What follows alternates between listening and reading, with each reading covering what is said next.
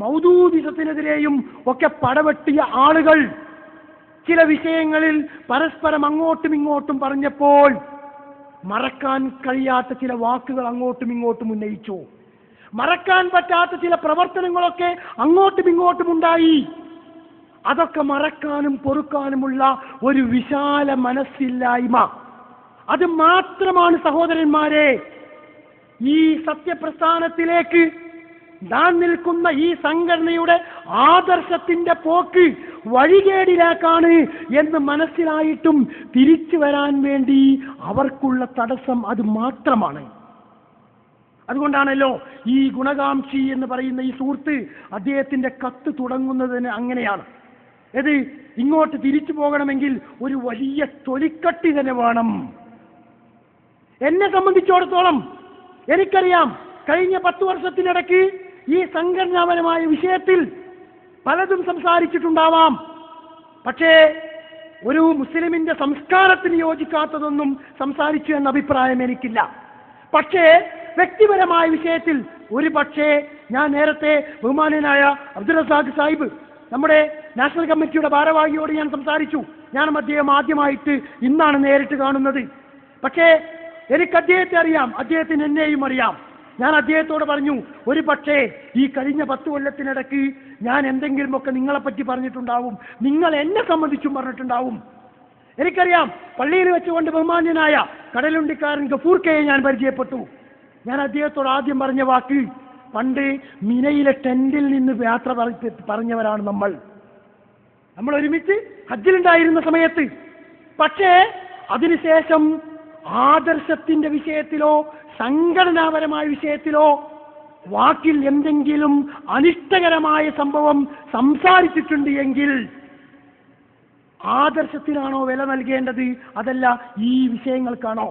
ഞാൻ ഈ തീരുമാനമെടുക്കുന്നതിന് മുമ്പ്, ഈ തീരുമാനം ഞാൻ പ്രഖ്യാപിക്കുന്നതിന് മുമ്പ്, അഥവാ രാജിവെക്കുന്നതിന് മുമ്പല്ല, മാതൃസംഘടനയിലേക്ക് പോകുന്നു എന്നുള്ള തീരുമാനം പ്രഖ്യാപിക്കുന്നതിന് മുമ്പ്, ഒന്നുകൂടി വ്യക്തമായി പറഞ്ഞാൽ, കേരള നദ്വത്തുൽ മുജാഹിദിന്റെയും കേരള ജമിയത്തുൽ ഉലമയുടെയും ഈ സർക്കുലർ എനിക്ക് ലഭിച്ച് ഞാനത് വായിച്ച് എൻ്റെ മനസ്സ് തൃപ്തിപ്പെട്ടതിന് ശേഷം, കാരണം 6 മാസം മുമ്പ് മടവൂർ ഗ്രൂപ്പ് വിട്ടുവെങ്കിലും എന്നെ ഇങ്ങോട്ട് വരാൻ പ്രഖ്യാപിക്കുന്നതിന് ചില തടസ്സങ്ങൾ ഉണ്ടായിരുന്നു.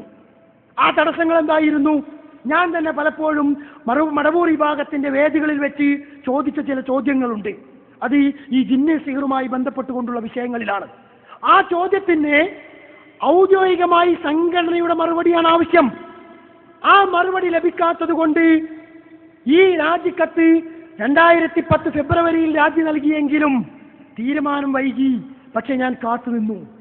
ഈ കത്ത് എനിക്ക് കിട്ടിയപ്പോൾ ഞാനിത് വായിച്ചു. ഇതിൽ ഓരോ സംഗതികളും കൃത്യമായി ഒരു മതസംഘടന, ഒരു പണ്ഡിത സംഘടന അതിന്റെ അനുയായി വൃന്ദത്തിന് നൽകേണ്ടുന്ന പ്രമാണബന്ധിതമായിട്ടുള്ള തീരുമാനം കൃത്യമായി വായിച്ചപ്പോൾ എൻ്റെ മനസ്സുറപ്പിച്ചു, ഇനി വൈകിക്കൂടാ.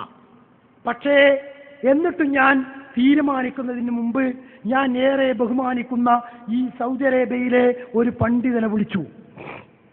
കാരണം ആ പണ്ഡിതനും ഞാനും കൂടിയിട്ടായിരുന്നു ഈ മാതൃസംഘടനക്കയച്ച ഈ കത്ത് തയ്യാറാക്കിയിരുന്നത്.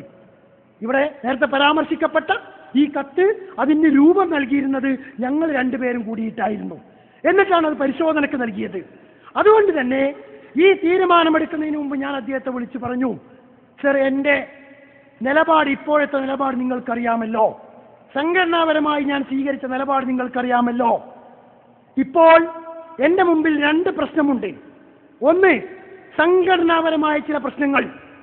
2, ആദർശപരമായ ചില വിഷയം. ഈ 2 വിഷയങ്ങൾ തമ്മിൽ ഏറ്റുമുട്ടുമ്പോൾ ഞാൻ ഏതിന് പ്രാമുഖ്യം നൽകണം, ഏതിന് പ്രാധാന്യം നൽകണം സർ എന്ന് ഞാൻ ചോദിച്ചു. അദ്ദേഹം എൻ്റെ ചോദ്യത്തിൽ നിന്ന് ഒഴിഞ്ഞു മാറി പണ്ഡിതന്മാർക്കിടയിൽ അഭിപ്രായ വ്യത്യാസമുള്ള മറ്റൊരു വിഷയത്തിലേക്ക് പോയി. ഞാൻ ആ വിഷയത്തിന് എൻ്റെതായ മറുപടി നൽകി. വീണ്ടും ചോദ്യം ആവർത്തിച്ചു, സർ, ഞാൻ അതല്ല നിങ്ങളോട് ചോദിച്ചത്, ഈ വിഷയത്തിൽ ഞാൻ ഏതിന് പ്രാധാന്യം കൊടുക്കണം? അദ്ദേഹം പറഞ്ഞു, ഓഫീസിൽ ഒരാൾ വന്നിട്ടുണ്ട്, നീ പിന്നെ വിളിക്ക് എന്ന് പറഞ്ഞ് ഫോൺ കട്ടാക്കി.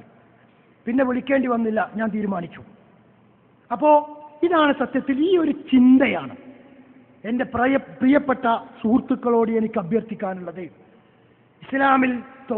ഇസ്ലാമിൽ വിട്ടുവീഴ്ചയുടെയും പരസ്പരം പൊറുക്കലിൻ്റെയും മാപ്പാക്കലിൻ്റെയും അധ്യായം നമ്മൾ സാധാരണ നമ്മുടെ പഠന ക്ലാസുകളിൽ പഠിപ്പിക്കപ്പെടാറുണ്ട്.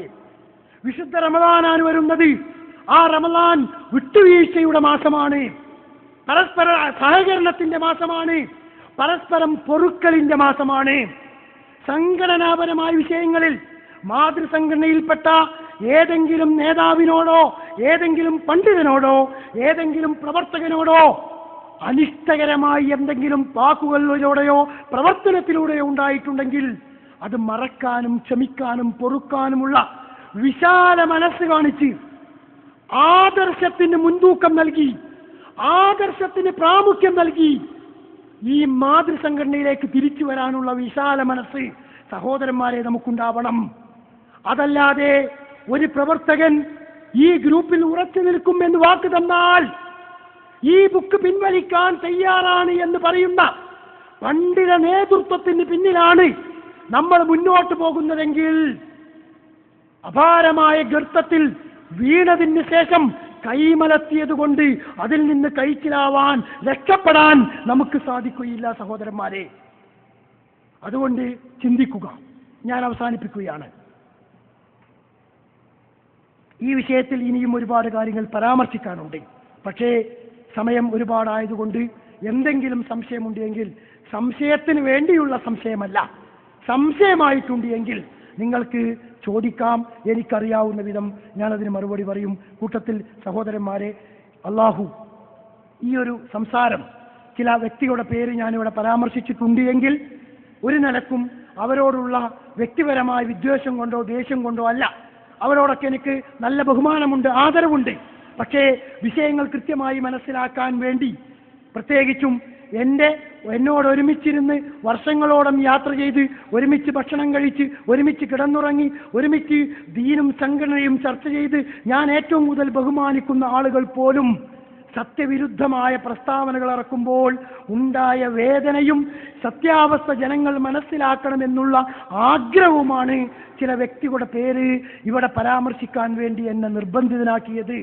ഒരു കാര്യം മാത്രം നിങ്ങൾ ശ്രദ്ധിക്കുക. ഈ സംഗതി പരസ്യമായിട്ടാണ് പറയുന്നത് എങ്കിൽ നമുക്ക് അതിനെ പരസ്യമായിട്ട് തന്നെ വിമർശിക്കേണ്ടി വരും. പക്ഷേ വിമർശിക്കുമ്പോൾ അതിൻ്റെ ബാലപാഠമെങ്കിലും അറിയുന്ന ഒരു സ്വാഭാവികമായ മര്യാദ, വിമർശകന്റെ പേരെങ്കിലും വെക്കാനുള്ള ഒരു വിശാല മനസ്സ് സഹോദരന്മാരെ നമ്മൾ കാണിക്കണം. അള്ളാഹു നന്മയുടെ വഴിയിലേക്ക് നമ്മുടെ ചിന്തയെ നയിക്കുമാറാവട്ടെ. അള്ളാഹുവേ, നിന്റെ ദീനിന്റെ സത്യമായ സന്ദേശം പഠിക്കാനും അത് മനസ്സിലാക്കാനും അതനുസരിച്ച് ഞങ്ങളുടെ ജീവിതം ചിട്ടപ്പെടുത്താനും അതിലേക്ക് ഞങ്ങളുടെ സഹോദരങ്ങളെ ക്ഷണിക്കുവാനുമുള്ള കഴിവും തന്റേടവും ധൈര്യവും സന്ദർഭവും അവസരവും അള്ളാഹുവേ നീ ഞങ്ങൾക്കെല്ലാവർക്കും നൽകണമേ തമ്പുരാനെ.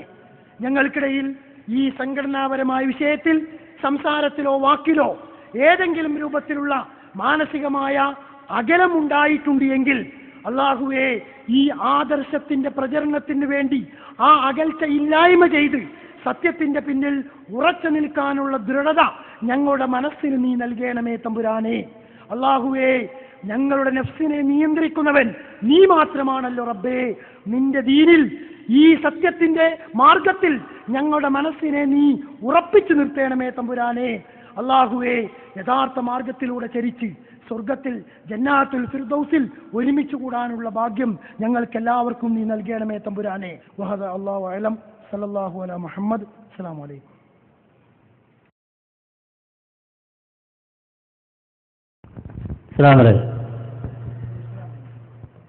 നമുക്ക് ഈ മുജാഹിദ് ഒരു 8-10 വർഷം മുമ്പ് രണ്ടാകുന്ന സമയത്ത് പ്രധാനമായ ഒരു ആരോപണം മടവൂർ വിഭാഗത്തിന് മേൽ ആരോപിക്കപ്പെട്ടിരുന്നത് അവർ ആദർശ വ്യതിയാനം സംഭവിക്കുന്നുണ്ട് എന്നുള്ളൊരു ആരോപണം വന്നിട്ടുണ്ടായിരുന്നു. സത്യത്തിൽ ഈ അടുത്തായിട്ട് ഇവിടെ പരാമർശിക്കപ്പെട്ട ഈ പുസ്തകവും സലാം സ്വലമയുടെ ഒറ്റപ്പെട്ട ഹദീസുകൾ വിശ്വാസ കാര്യങ്ങളിൽ തെളിവാക്കാൻ പാടില്ല എന്നുള്ള ആ ഒരു ഇതും സത്യത്തിൽ ആ ആരോപണം ഉറച്ചു നിൽക്കുന്നു എന്നുള്ളൊരു തെളിവല്ലേ? മുജാഹിദ് പ്രസ്ഥാനം പിളരുന്ന സന്ദർഭത്തിലുള്ള വിഷയങ്ങളെ സംബന്ധിച്ച് വ്യക്തമായ ചർച്ചകൾ നടന്നതാണ്. അത് കേരള ജമിയത്തുൽ ഉലമയുടെ പണ്ഡിത സഭ ആ വിഷയത്തെ സംബന്ധിച്ച് ഇരുഭാഗത്തു നിന്നും പ്രബന്ധങ്ങൾ ശേഖരിക്കുകയും ആ പ്രബന്ധങ്ങളെ സംബന്ധിച്ച് പരസ്പരം കൈമാറിയതിന് ശേഷം പിന്നീട് അതിനുള്ള ഒരു മറുപടി പ്രബന്ധം തയ്യാറാക്കുകയും അതിനുശേഷം പണ്ഡിതന്മാർ ഒരുമിച്ചിരുന്ന് ചർച്ച ചെയ്യുകയും ചെയ്ത് അതിൻ്റെ അടിസ്ഥാനത്തിൽ കൃത്യമായ തീരുമാനങ്ങൾ എടുക്കപ്പെട്ടു. ആ തീരുമാനങ്ങളിൽ ആ കാര്യങ്ങളൊക്കെ തന്നെ വ്യക്തമായി വിശദീകരിച്ചതാണ്. പക്ഷേ അക്കാലഘട്ടത്തിൽ യഥാർത്ഥത്തിൽ സലാം സുല്ലമിയുടെ ഈ അഭിപ്രായങ്ങൾ യഥാർത്ഥത്തിൽ ഞാൻ പറയട്ടെ, വിശ്വാസപരമായ കാര്യത്തിൽ ഒറ്റപ്പെട്ട ഭാഗങ്ങൾ സ്വീകരിക്കാൻ പാടില്ല എന്ന ഒരു നയം പിന്നെ ഒരു പൂർണ്ണമായിട്ട് ആ വിഭാഗം അംഗീകരിച്ചു എന്ന് വിശ്വസിക്കാൻ കഴിയൂല. കാരണം അവരുടെ ഹദീസ് ഗ്രന്ഥത്തിൽ സലാം സുല്ലമി തന്നെ അസിസ്റ്റന്റ് എഡിറ്ററായിട്ടുള്ള ഹദീസ് വിശദീകരണത്തിൽ ആ വിഷയത്തിലുള്ള 2 അഭിപ്രായങ്ങൾ ആ മുഖത്തിൽ കൊടുക്കുന്നുണ്ട്.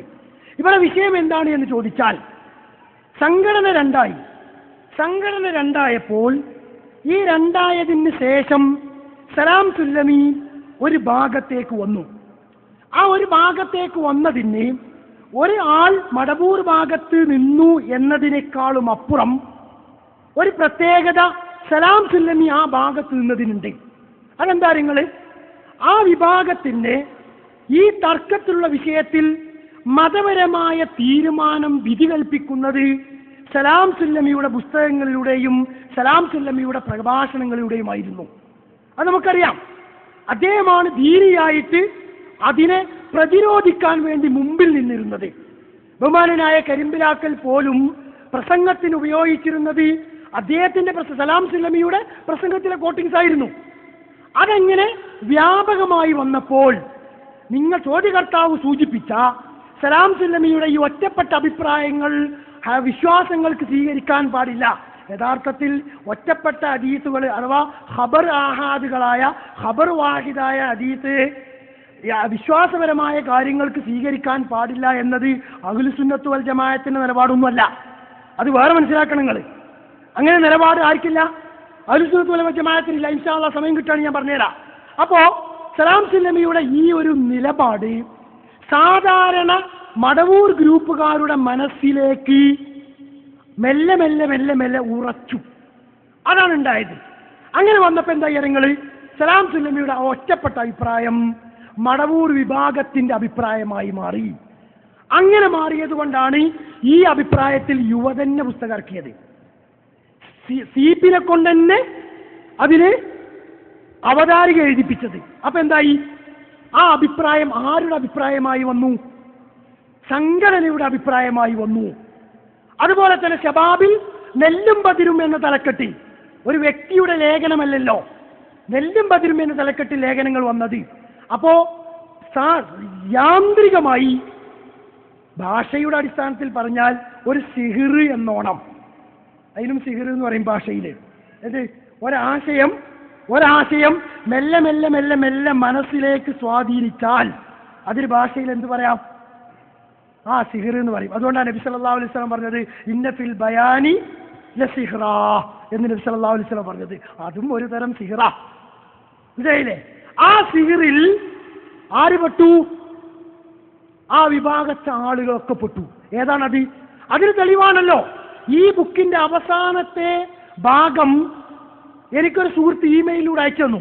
അത് അയക്കാനുള്ള കാരണം എന്താ അറിയോ? ഞാൻ 2 കൊല്ലമായി റിയാദിലെ ഒരു പള്ളിയിൽ എല്ലാ വെള്ളിയാഴ്ചയും മഗ്‌രിബ് മുതൽ ഇശാ വരെ ഖുർആൻ പഠിപ്പിക്കുന്നുണ്ട് ചില ആളുകളെ. ആ പഠിപ്പിക്കുന്ന കൂട്ടത്തിൽ ഒരു വിദ്യാർത്ഥി സിഹിറിനെ സംബന്ധിച്ച് ചോദിച്ചു. അങ്ങനെ ചോദിച്ചപ്പോൾ ഞാൻ സാധാരണഗതിയിൽ ചോദിക്കുമ്പോൾ ഞാനത് ഒഴിവാക്കാറാണ്. ഉത്തരം അതൊരു വലിയ ഇഷ്യൂ ആക്കി എടുക്കാറില്ല. പക്ഷേ ഇതൊരു കണിശമായ ചോദ്യം, അതും ആ ഭാഗത്ത് സജീവമായി പ്രവർത്തിക്കുന്ന ഒരു സുഹൃത്ത്. അപ്പൊ ഞാൻ പറഞ്ഞു അതിനെക്കുറിച്ച് പഠിക്കണമെങ്കിൽ നമുക്ക് അടുത്ത ആഴ്ച മുതൽ അത് മാത്രം ഒരു വിഷയമായി പഠിക്കാം. അങ്ങനെ 3 ആഴ്ച അത് മാത്രം അങ്ങോട്ട് ക്ലാസ് എടുത്തു. അതിനുശേഷം 3-ാമത്തെ ആഴ്ച കഴിഞ്ഞപ്പോൾ